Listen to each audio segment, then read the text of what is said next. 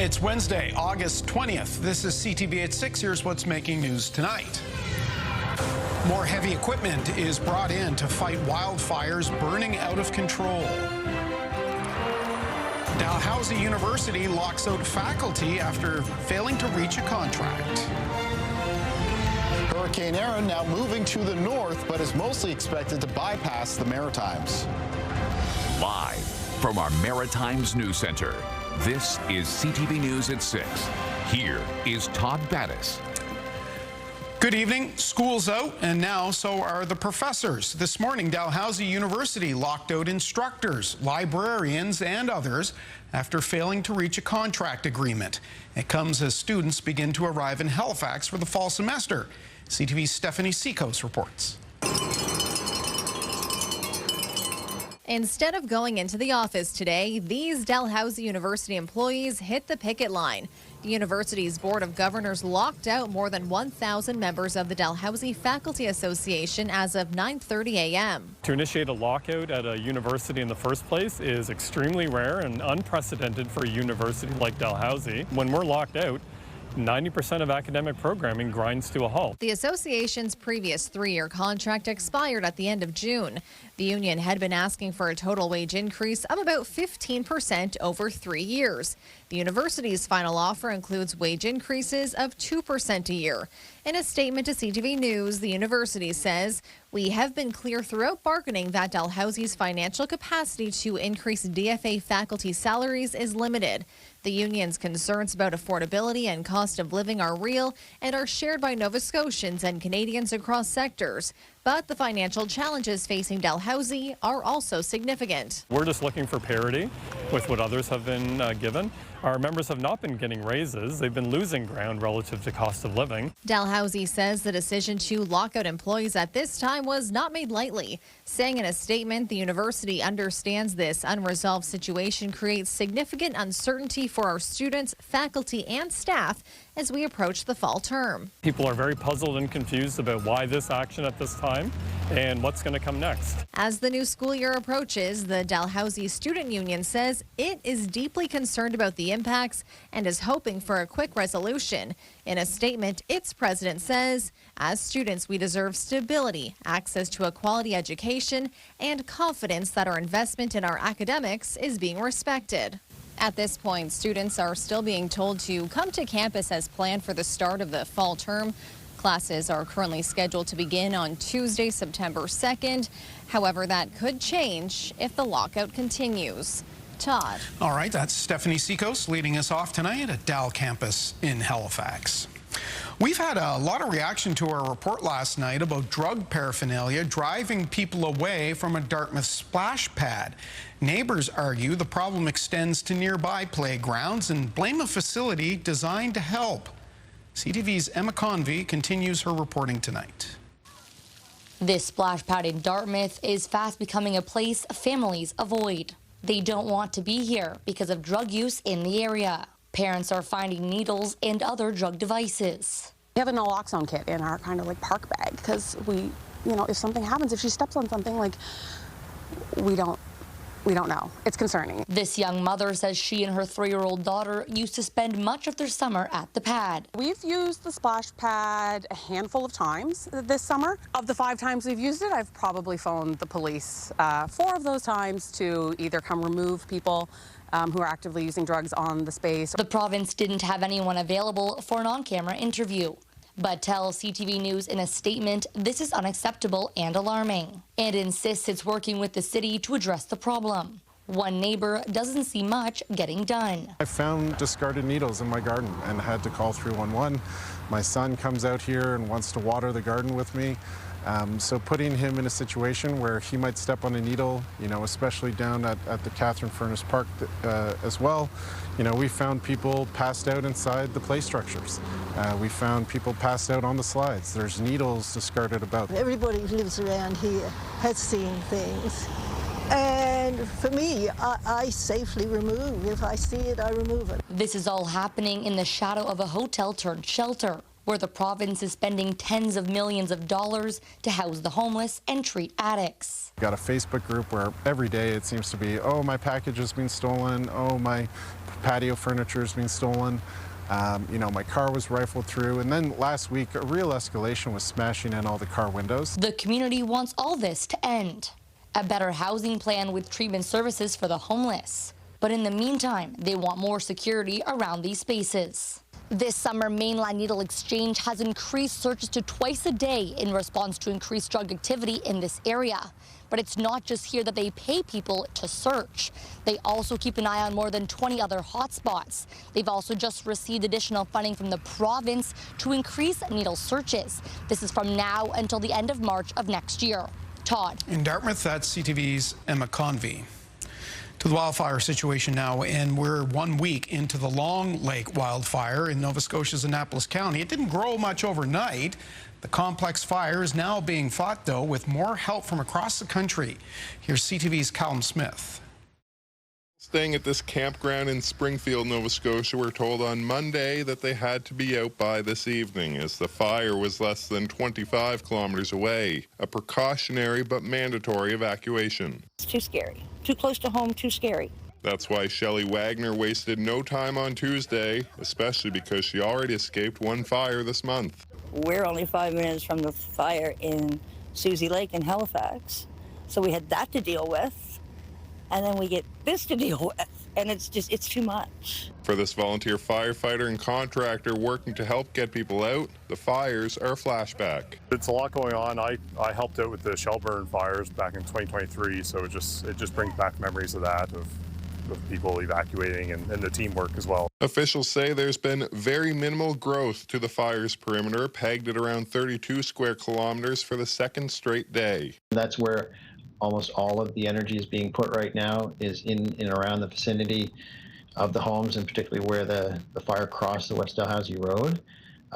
That's the top priority. DNR says it's rare to fight a wildfire while bracing for the remnants of a hurricane expected to skirt the Maritimes. There is certainly potential for growth of that fire given the wind patterns that are going to be coming on the weekend. Officials say the tinder-dry conditions in the area are relentless, causing volatile fire activity, with fuels from the initial fire keeping crews on edge. It's been a countrywide response, including skimmers from the Northwest Territories dropping 800 gallons per swoop, with Alberta aircraft doing quick strikes in Nova Scotia while on loan in New Brunswick. Air tankers from Manitoba and 3 Saskatchewan helicopters are also arriving today. We feel we're adequately resourced for the strategy and the objectives we're trying to meet. But officials and evacuees agree on this. We need rain, rain, rain, and more rain. Now, if worse comes to worse with impacts from Hurricane Erin's winds, crews may need to be pulled from the firefight if it's deemed unsafe. So while lack of growth is certainly good news, officials are keeping a close watch on what's to come. As for the fire behind Bears Lake, it's still under control and being monitored closely without discovery of hot spots for the last 2 days, but it'll likely still be a couple days moving forward before being declared fully extinguished. Todd. All right. Thank you, Callum, in the news center tonight. Let's bring in Kalen Mitchell. Kalen, you heard the report. Should they be worried about the remnants of Erin? Well, let's talk a little bit more about winds when it comes to fire situations. So yes, when Erin passes on Friday, it does have the potential to pick up wind conditions in the Maritimes, become a little bit more blustery and out of the northeast. And by blustery, I'm talking about peak gusts between 30 and 50 kilometers per hour, which if we were talking about other things like, say, a risk of power outages or something like that, those winds aren't really a big issue. But of course, when it comes to combating wildfires, any sort of increase in the speed of the winds is not welcome. And that would be an increase from how light they were today and how light they're expected to be for tomorrow. So yes, potential for a slight bump up in the winds out of the northeast on Friday. And then at the end of the weekend on Sunday, as the weather front approaches from the west, winds become southwest and they may get blustery again towards the end of the weekend. So those are 2 days they're going to have to pay very close attention to because of changing wind direction and changing wind speeds. Now, temperatures for today probably more comfortable for the crews combating wildfires in the region, especially compared to last week when they were soaring. Not much of a humidex value out there. That's sort of bad news because the dew point temperatures measure moisture in the air. They're still towards the lower side, which means the overall relative relative humidity in the air is lower as well. So it's a dry air out there, and again, no rain. Taking a look at the winds, variable in direction, but mostly light, being sustained in a lot of cases 5 to 15 kilometers per hour. Over on radar and satellite, had a little bit more than we have some cloud cover today. There's maybe a very low chance of a very, very light shower just skirting the southwest of Nova Scotia. And then far down towards the south of us, there is Hurricane Erin. Latest update from the National Hurricane Center has it as a Category 2. And I'll be talking more about that storm when I'm back later on, Todd. Yeah, we'll see you in the full forecast in about 16 minutes. Thank you, Kaylin. It's something we've become rather accustomed to saying on this newscast. The McKay Bridge in Halifax will be closed for the upcoming weekend. The North End crossing is shutting down Friday night at 8 o'clock until Monday morning for what the Bridge Commission calls critical maintenance work. It comes on a weekend filled with events in Halifax and ongoing construction work along the Bedford Highway. Motorists can certainly expect delays. Now, commuter rail is being looked at as a solution to those bridge closures and gridlock. The province announced it's going to consider the idea that's been studied for years. Meanwhile, motorists sit in worsening traffic. CTV's Jonathan McGuinness has more. There is rail service that runs into downtown Halifax, but there may soon be another train on the tracks.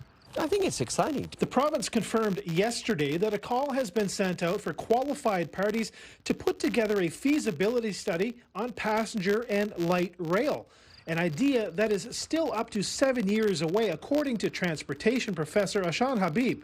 Commuter rail is a long-term goal, but in the short term, bus rapid transit was like a wonderful idea. The government says the study will look into potential corridors, design concepts, and a long-term plan for future growth. I completely support the idea of doing another feasibility study. Up until now, those studies have shown there isn't the population density to justify an investment in passenger rail. A lot has changed in the municipality and in the region generally, and so another look and getting up-to-date information and something to compare against the information that was gathered last is a good idea. With growing population and more cars on the roads, ferry service could be a more realistic goal in the short term. Acquiring the necessary land for a Bedford terminal is ongoing. There is a belief that this is a central part of how we're going to be able to get people in and around the city, and it's one of the few corridors that we have that doesn't really technically have any congestion. It's a commuting option Chris Baxter would use. Yeah, I think so. I think it's a great way to get downtown, we have the water right here, so you might as well take a ride on the water rather than driving around. As for the prospect of rail, interested firms have been asked to respond by September 16th. And Todd, Councillor Jean Saint-Amand says a key factor in developing rail or ferry service will be feedback from residents.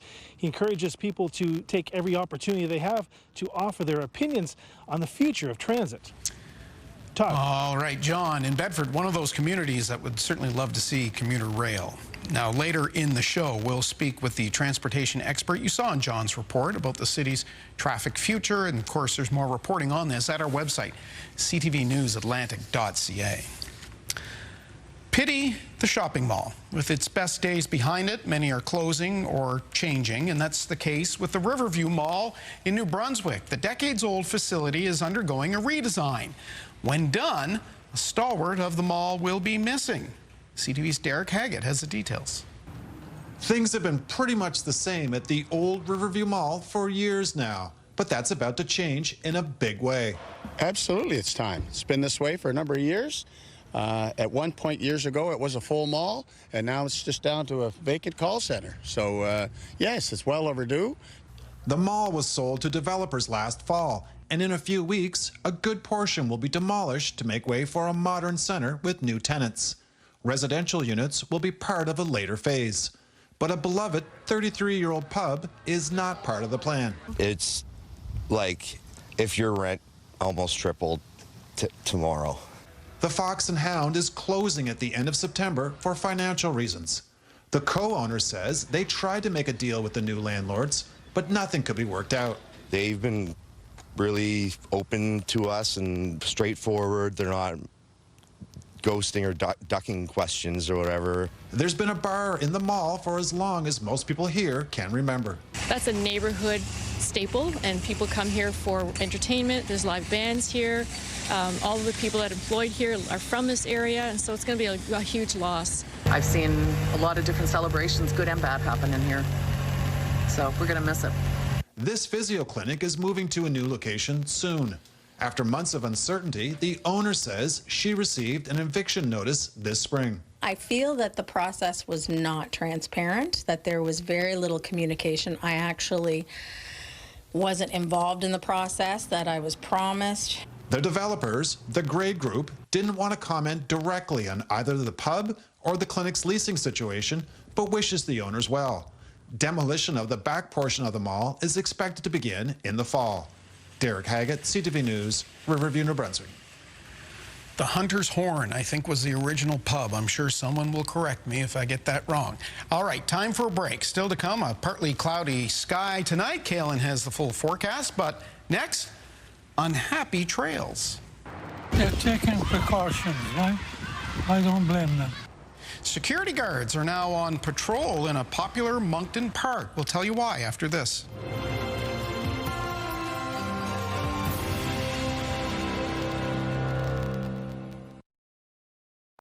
Get the Maritime's top stories, breaking news alerts, and watch live. Download the CTV News app. Our dry conditions have claimed another popular summertime event. The 45th annual Clam Harbor Beach Sandcastle competition has been canceled. Officials argue it's a safety concern given the single-lane access road. The event, scheduled for Sunday, typically attracts around 10,000 people. The beach itself remains open, but because of the dry conditions, all the wooded areas, of course, in the province remain closed with hefty fines. That area does have a wooded area. There's a new addition to Centennial Park in Moncton. Security guards watching for would-be walkers. The park is open, but trails through the trees are considered wildfire risks and off-limits. CTV's Josh Smith has reaction. It's not every day people visiting Centennial Park in Moncton run into a security guard keeping people out of the woods. But the city felt they had to take the extra step. So there are security guards in a couple of the key parks, and that's more or less just to help remind people. Not everybody might have heard that they are closed. And not everyone may be obeying the signs that are posted warning park goers. This area is off limits because of the risk of fire. Most of our parks are open. It's really just a few where there are a lot of trees and it's quite heavily wooded. The park is one of the most popular, and even though it is in the heart of the city, there are parts of it that are heavily wooded. There has been confusion because only sections of it are closed. For most people who visit the park frequently, they think the restrictions are a good idea. They're taking precautions, right? I don't blame them. People go in there and some people smoke. That little spark can set this beautiful park on fire. And I've been coming here for 40 years, and I don't think the restrictions are unreasonable at all. And some think the trail closures are too cautious. It just like stops people from, having a nice walk and enjoying the weather around the trail. I'm just saying at this point, there's no reason for it to remain closed. The city says they know the temporary closure is inconvenient, but there's other options. It is, unfortunate to be in the summer and not be able to use all the parks, but there are lots of other places to explore. But even as you're using those, just to be extra cautious because things are really extremely dry. Todd, Moncton officials are saying there is one key ingredient to reopening all the trails, and that is rain. They're also asking the public to check social media channels for further updates. Todd? In Moncton for us. Thank you, Josh. It's been nearly 3 weeks since the latest batch of White House tariffs came into effect against this country. A new survey out today says some small businesses dealing with those costs will not last more than 6 months if nothing changes. CTV's Nick Moore reports. According to a new survey, time is running out for some small businesses in Canada feeling fallout from the trade war. 1 in 5 small businesses who are already dealing with tariff costs won't be able to last the next 6 months if nothing changes. Duncan Robertson is the Director of Legislative Affairs in Nova Scotia for the Canadian Federation of Independent Business. A poll of its membership finds the uncertain status quo of steel, aluminum, and retaliatory tariffs are about to hit a tipping point. When we think of small businesses importing, around 67% are having to pay that full retaliatory tariff. Others, when they're exporting, are trying to share or at least limit some of that cost to their American counterparts. On Tuesday, New Brunswick revealed a new deficit projection, about $120 million more than expected just 5 months ago. But Finance Minister Renee Legacy said tariffs were not behind the deepening deficit, at least not in the first quarter. We anticipate, we were starting to see signs that it's going to start creeping up in the second and third quarter. Anecdotally, we certainly hear that people like industry and companies are very cautious in investing and moving forward because they just don't know what to expect in the months to come. The provincial government says it will maintain its $50 million support fund for impacts related to the trade war. That fund was created in March and remains largely intact. Duncan Robertson says many small companies have been trying to absorb the burden alone, with calls now for the federal government to return retaliatory tariffs collected at the border. That could be in the form of reducing the federal small business tax rate to 0% temporarily. It could be a rebate sent to small businesses, similar to what happened during the carbon tax. There are no upcoming talks on the calendar between the U.S. and Canada. Prime Minister Mark Carney will visit Mexico in September to talk trade. Nick Moore, CTV News, Fredericton. We'll take a break now. Still to come, sunnier weather than expected for most areas tomorrow. Kaylin will have the details and the full forecast when we come back.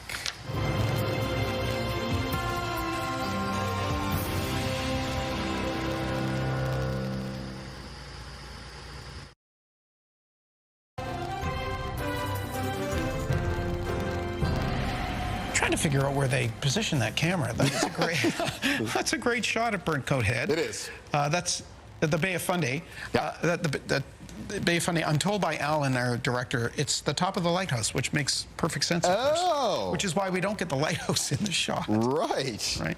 Good place to put it, too. Our friends at Nova Scotia webcams. Tide's out, obviously. Yeah. 21 degrees right now. Tide's out. Everybody thinking about wildfires still, watching that hurricane sort of chug away. A very broad it's big profile now. Oh, the diameter of the storm now is, I think it's over 1,300 kilometers now, and it's not really expected to make landfall in the Carolinas, but they have some evacuation orders anyways because of the large waves being kicked up by the storm. Latest update from the National Hurricane Center came in at 6 p.m. Maintains the Category 2, but I mean, just looking at the storm structure on satellite, it's got a very clear eye on it now. It looks quite organized. Wouldn't surprise me if it actually gets back up to Category 3 here. And in fact, in their latest forecast from the National Hurricane Center, they have that as a possibility as it moves up between North Carolina and Bermuda tonight. At the same time, the dangerous coastal conditions around parts of North Carolina and extending up to coastal areas of Virginia are expected to continue as well and actually get a little bit worse. Now, the forecast track still holds it well to the south and east of us here in the Maritimes, so pretty close to some of the outermost marine areas in Atlantic Canada. So any marine interest, of course, will be keeping an eye on the marine forecast quite closely. Onshore impacts are mostly going to be related to the increase in wave action. I did get a couple reports from today that people were maybe noticing a few more breakers out there already. Now, the wave action around Nova Scotia, especially around the Atlantic coastline, is expected to ramp up as we move through Thursday into Friday, especially around the south shore of the province and up and down the Atlantic coastline. Some large and crashing waves expected Friday night and into Saturday. The wave action should be diminishing Sunday into Monday. The other thing that can happen when we have one of these storms move past with those increased waves is there can be some increased rip current conditions as well. That is certainly a possibility at the end of this week and into the start of the weekend. So if you're in around those coastal areas, if you're checking out the large waves, just a little bit extra caution needed in those rougher conditions. Taking a look at our timeline for cloud cover and precipitation throughout this evening, it looks like partly cloudy conditions. We'll start to see some clearing during the overnight hours, especially for the province of New Brunswick. And tomorrow, a little bit sunnier around the Maritimes. I know there were parts of the region today that did see a good deal of sunshine, some extended sunny breaks in northern eastern areas, New Brunswick, Prince Edward Island, even the east of Nova Scotia. Tomorrow, though, a bit more of a fair weather mix of sun and cloud across the region. Still looking for more rain. No significant rain in the forecast for tomorrow. Winds will be light and variable in direction for both tonight as well as on Thursday. And then, as Erin is offshore on Friday, there's a change in the wind direction and the wind speeds. The wind's becoming northeast, and you can see there is the potential for some of those gusts in the southwest of Nova Scotia to increase into the range of 30 to 50 kilometers per hour, which is, of course, a concern for the Annapolis County wildfire. Taking a look at temperatures for tonight, most of the lows will be falling to the high single digits and low teens. A little bit cooler than that in the west of New Brunswick there, lows 6 to 9 degrees. North of New Brunswick for tomorrow, highs in the low to mid 20s. Same thing goes for central and southern areas of New Brunswick, so 21 to 25 degrees. Prince Edward Island for tomorrow with high temperatures of 19 to 23. In eastern areas of Nova Scotia, very similar to today, most of the highs between 20 and 24 degrees. Northern and central parts of the province with high temperatures as well in the low to mid 20s. And in the southwest of Nova Scotia, 24 for the Annapolis Valley, on the south shore, low 20s. Ketchum-Kujuk Park near 24 degrees. In the 7-day outlook for New Brunswick, again, dry stretch of days here moving into and through the weekend. A mix of sun and cloud, warmer temperatures on Sunday, then showers in the forecast for Monday, a chance of showers on Tuesday of next week, and next Wednesday looking like a mix of sun and cloud. For Nova Scotia in the forecast, coming up through the end of this week, a mix of sun and cloud. Actually a little bit cloudier on Friday. Some of the high cloud cover from Erin kind of increases over the province. Erin is passing offshore again on Saturday. Sunday, a mix of sun and cloud, temperatures warmer. Showers in the forecast for Monday, followed by a chance of showers on Tuesday. Really hoping we get both of those. And on Wednesday, a mix of sun and cloud. And for Prince Edward Island coming up, it's a mix of sun and cloud on both Friday and Saturday. Highs in the low 20s, but mid 20s expected on Sunday with a mix of sun and cloud, and mid 20s through the first part of next week with a chance of showers on both Monday and Tuesday, Todd. Very good. We'll see you towards the end of the show, Kaylin. Next, we'll talk more about the study to see if commuter rail is the right fit for Halifax. And we have this story in our entertainment segment. I'm Katie Kelly. Tonight on the scene, Matt Mays. He's celebrating 20 years performing every summer at the legendary Shore Club, and I'm going to drop in on his band practice coming up.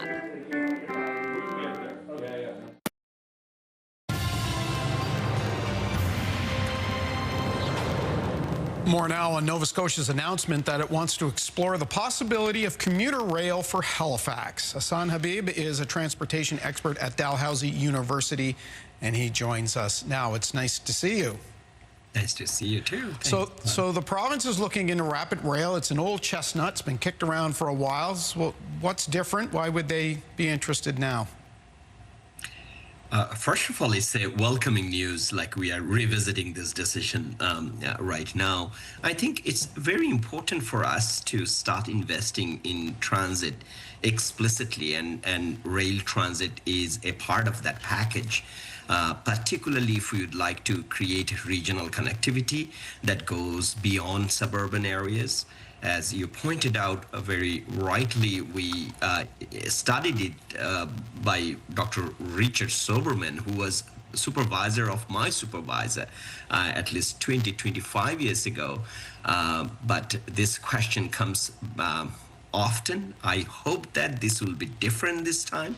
Instead of trying to understand the feasibility of the commuter rail, maybe the focus should be how we can make it feasible, because we need that to reduce our traffic congestion in the city and to accommodate all the growth that we are anticipating. We're seeing visuals of Via Rail, and we should mention that we're talking about commuter rail, not necessarily Via, but it makes sense because CN owns the tracks that most of us would assume a commuter rail would use, and they haven't been terribly warm to the idea in the past. I think it takes our city to take the step, or the province. Like if we have a collective agreement, like there will be a way out. We have experience in Toronto, for example, CN share, and in other railway operators share their resources with the public transit system. So we have examples in other places. Most importantly, it's the time, like, right? We are trying to double our population in the province, in the city. So there is very few options left.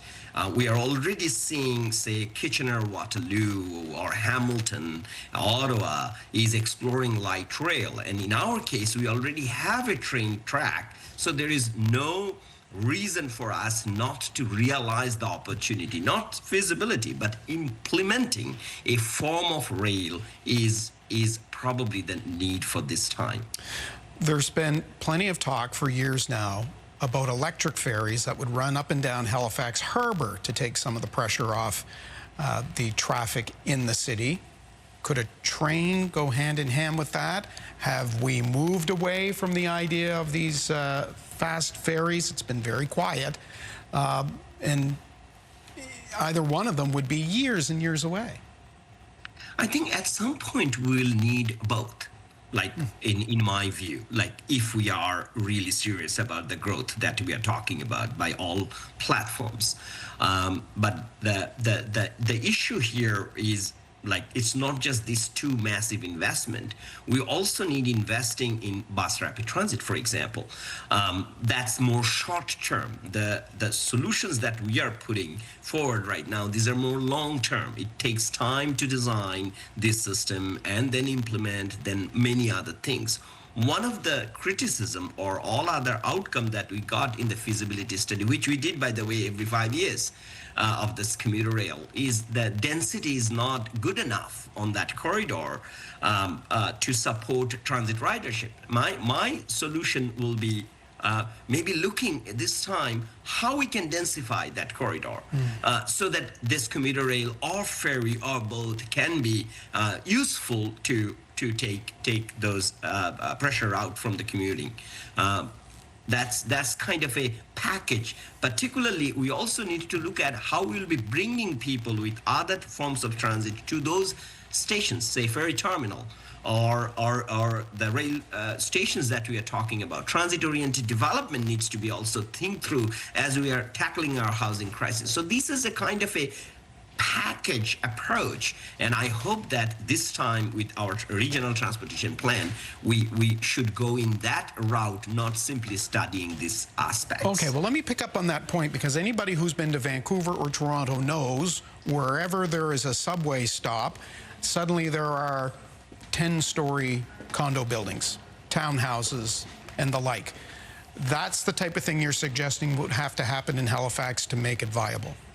And concurrently. So with Toronto and Vancouver, the difference will be they built their system first and then they started thinking about retrofitting those TODs. But for us, it's an opportunity. We are trying to grow in one same time. We are trying to invest in transportation. So why not we do both, a package deal of transportation and land use solution to this traffic problem. I always tell in my classrooms, like, our transportation problem is a land use problem as much as transportation problem. So we need even a plan like Places to Grow Act that Ontario did to identify where there will be more offices, more residences will be growing. So it can be hand to hand, and we are trying to tackle this housing crisis anyway.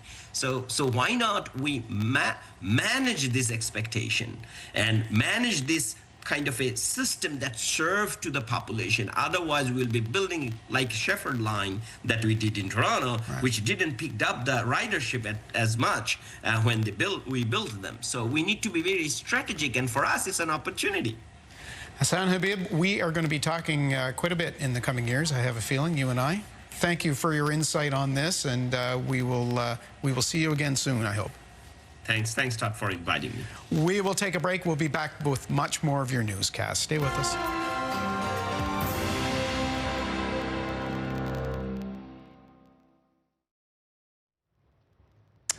In health and medical news on this Wednesday night, Health Canada approves Ozempic to help reduce kidney diseases in patients living with type 2 diabetes.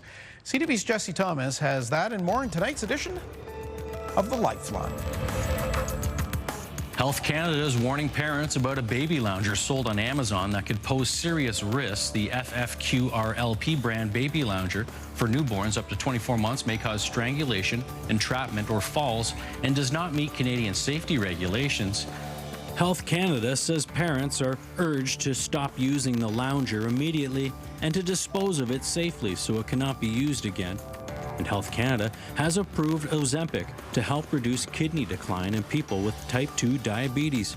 Doctors say nearly half of type 2 diabetes patients could develop some form of chronic kidney disease. An international trial funded by Ozempic, which included Canadian researchers, found Ozempic lowered the risk of kidney failure or serious decline by 24% compared with a placebo. Experts call the approval great news, saying it could help patients avoid needing dialysis or transplants. Researchers say it's another tool to help type 2 diabetes patients. Researchers at McGill University believe they found the link between a diet high in salt and high blood pressure. The study, which was just published in the journal Neuron, challenges the belief kidneys are the main source of hypertension. Researchers gave rats water which had higher than normal concentrations of salt to mimic humans' diets that are heavy on processed foods. They found the diet caused inflammation in the brain and a surge in a hormone which raised blood pressure.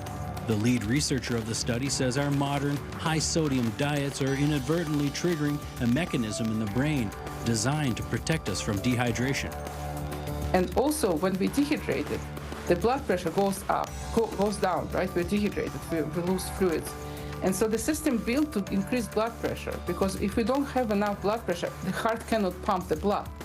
So this is the system. It's built to make us survive if we don't have access to water and we are dehydrated. The study's authorities are hopeful the work will lead to hypertension treatments more focused on the brain. Reporting for The Lifeline, I'm Jesse Thomas.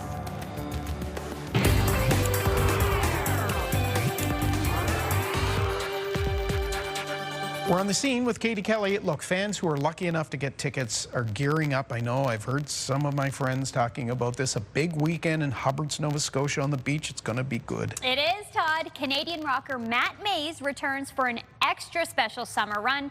This one is called the Sundown Salute. It's an epic summer tradition. We as a band work on nothing but magic.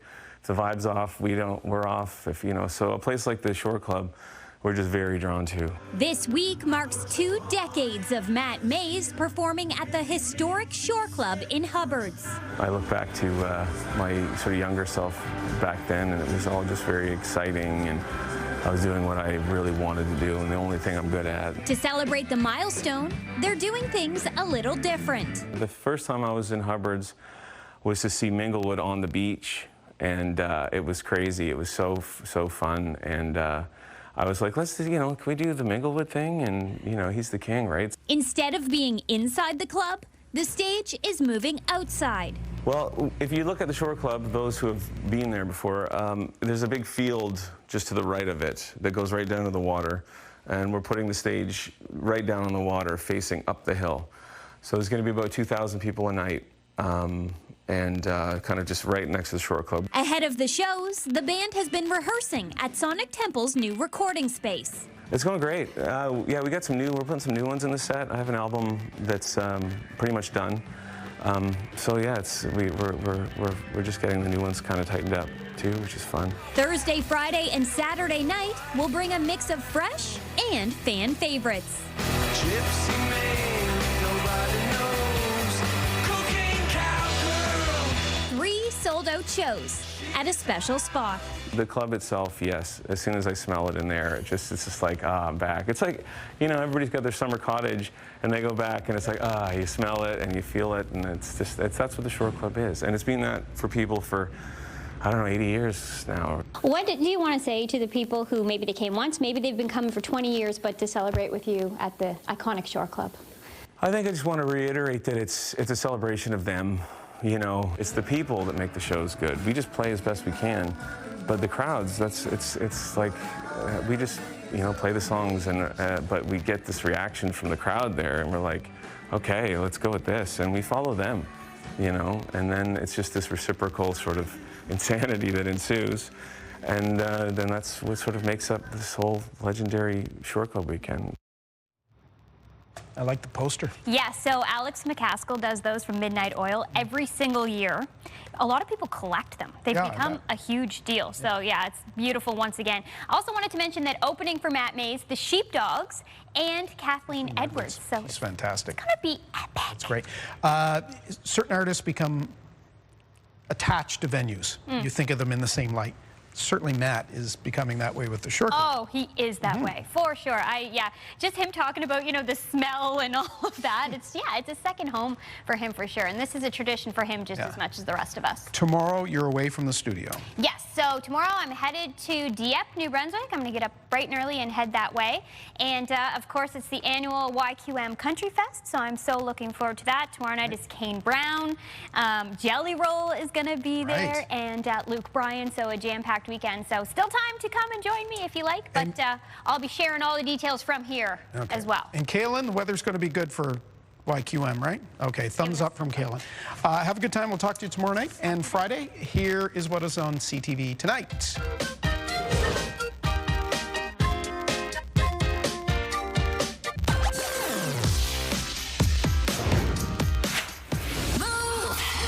With Erin and Peter. 60 seconds, 10 questions. If you can pull that off, you're going to win $1,000. Join us every weekday at 7 a.m. for the $1,000 Minute.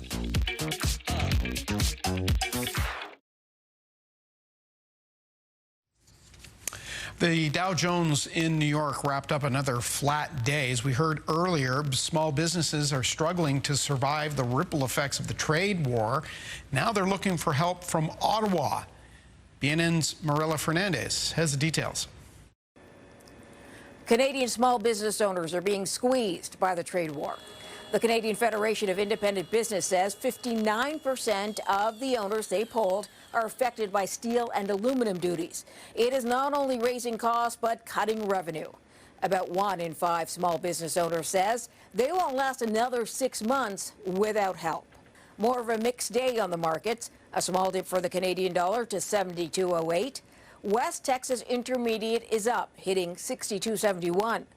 Western Canadian Select is down more than $1 to 48.44. And the TSX moved up 54 points today. Those are your business headlines. I'm Marilla Fernandez.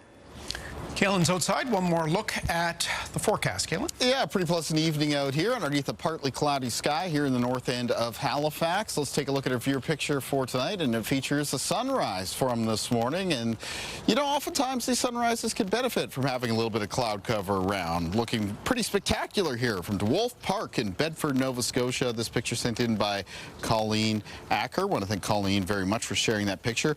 Bedford for tomorrow. A little bit more sunshine than there was today. So pretty fair weather conditions, high temperature of 23 degrees. Keeping in mind when I say fair weather conditions, I do know that we need more rain here in the Maritimes and are still looking for that in the forecast. Day planner for tomorrow though, start of the day, a mix of sun and cloud, morning temperatures mostly high single digits and low teens, so a little bit of a fresh feel to the air, much like the past couple of days. The afternoon we'll see high temperatures mostly in the low to mid 20s, and like today, winds variable in direction, but should be on the lighter side. In most cases, only sustained between around 10 and 20 kilometers per hour. Let's find out what's coming up tomorrow on CTV Morning Live. Thursday on CTV Morning Live, back to school. We'll chat with the folks from Parker Street about their Fun to Backpack campaign and how you can help a child in need. News, weather, and more. It's everything you need. CTV Morning Live, Thursday.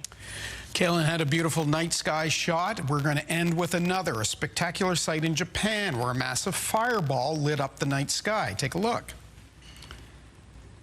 Wow, this happened last night and could be seen across most of the southern part of Japan. Multiple cameras caught the particularly bright shooting star as it shot across the sky. Experts say a fireball like this happens when dust particles or asteroid fragments enter the Earth's atmosphere and glow up brightly as they burn up. They certainly did that. Beautiful. And that is our look at the day here at home. Bruce Frisco is in with our late newscast at 11:30 after CTV National.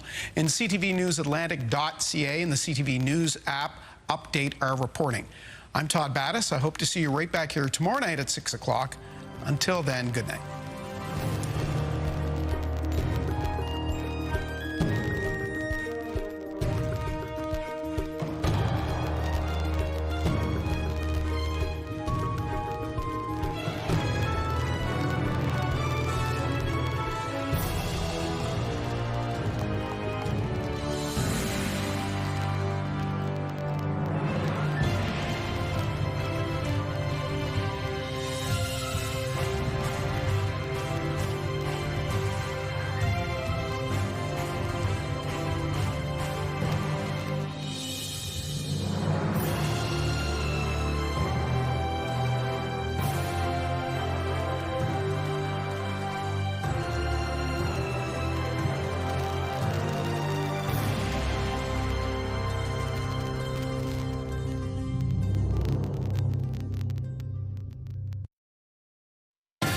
CTV News, the Maritime's #1 newscast.